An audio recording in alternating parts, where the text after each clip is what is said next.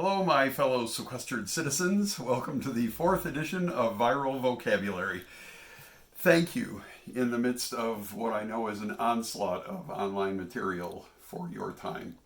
It truly means a great deal. These videos have been a labor of love for me, and having your viewership is something that is incredibly meaningful. So thank you for spending a few minutes watching this.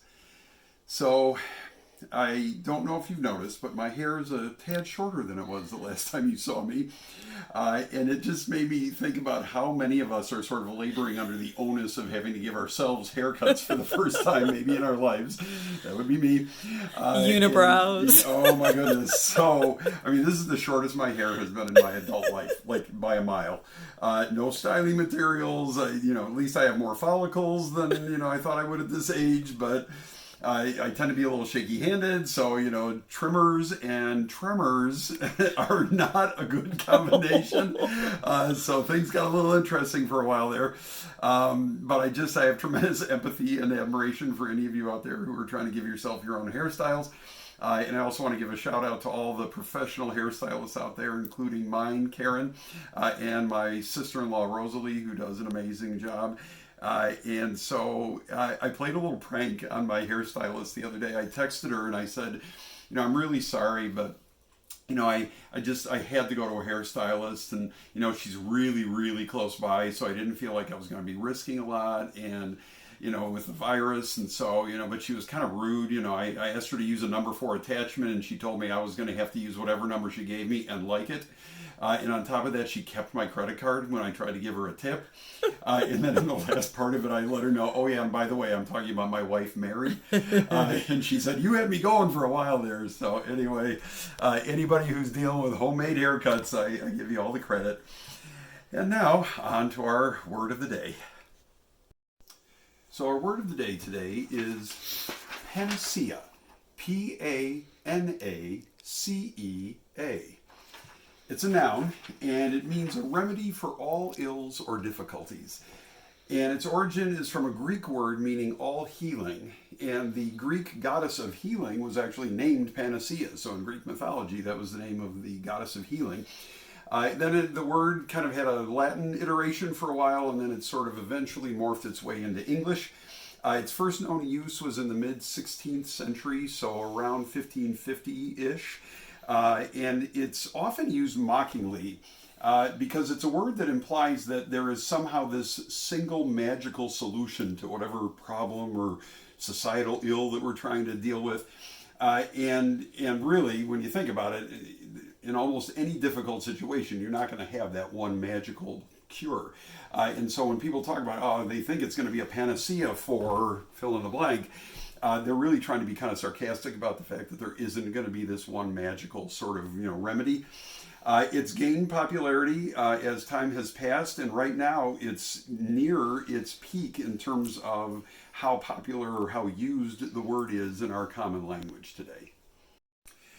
So when I thought about the word panacea, it made me think about the fact that all of us are looking for a panacea right now for how to deal with this incredible stretch of time that we have on our hands, quarantined in our own homes as we practice physical distancing. I like that better than social distancing, because we still need to be social with each other, right? We still need to reach out and do teleconferences and phone calls and that sort of thing. So I really like the term physical distancing better.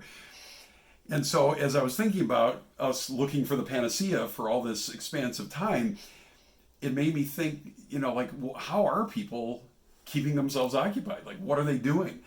And so as I was just sort of mulling that over and looking at some stuff online, I came across a video, and it was a superintendent from a district with which I am deeply familiar, talking about the fact that he had spent a great deal of time watching marble racing to pass the time. And since then, I've actually discovered that marble racing is like the newest rage. Like, that's what everybody is watching now. Like, it's become a thing.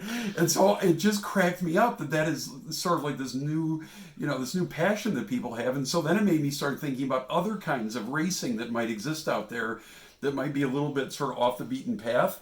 And so I did some research, and I wanted to share with you some of the other kinds of races that people either watch to amuse themselves or participate in. So here are some of the ones that I found.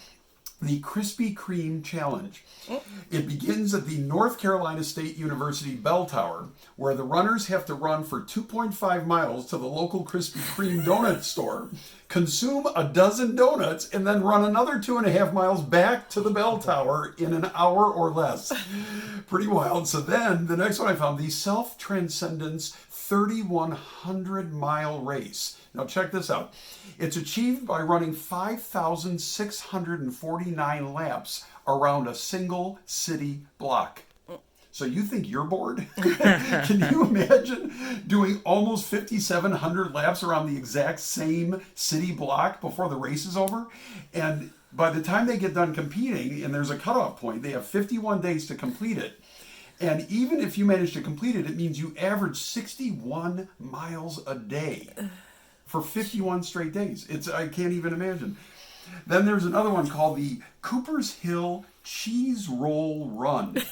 And this is where runners in England tumble down a hill chasing after a careening wheel of cheese that they let loose going down the mountainside. So people start chasing after it. And the cheese apparently reaches speeds of 70 miles an hour, 70 miles an hour as it shoots down the mountain. People are trying to catch the cheese and keeping up with it. And if you manage to hang on to it, if you catch it, you actually keep it. Like that's the first prize, and maybe even the only prize is the wheel of cheese. It's thought to have been celebrated for centuries, and the roots are in like celebrating the return of spring, which I imagine we're all ready to like chase a wheel of cheese to get a little taste of spring right now. And broken bones, sprains, concussions, and missing teeth are not uncommon injuries among the racers. But I'm happy to report that the cheese, as a general rule, remains unharmed. Now, the last one is the wife carrying competition in Sonkajärvi, Finland. It harkens back to a practice of stealing women from neighboring villages. It requires male competitors to carry their wives along a 250-meter course that includes land and water obstacles. So it's not even a flat patch of land. Like, you got to get over stuff. If you drop your better half, you incur a 15-second penalty. I bet you incur a much bigger penalty than 15 seconds.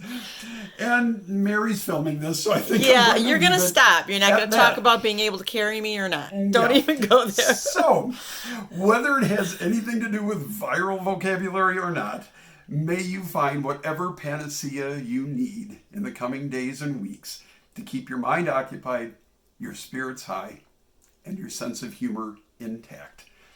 So be safe, be healthy, and let's look out for one another. I'll see you next time.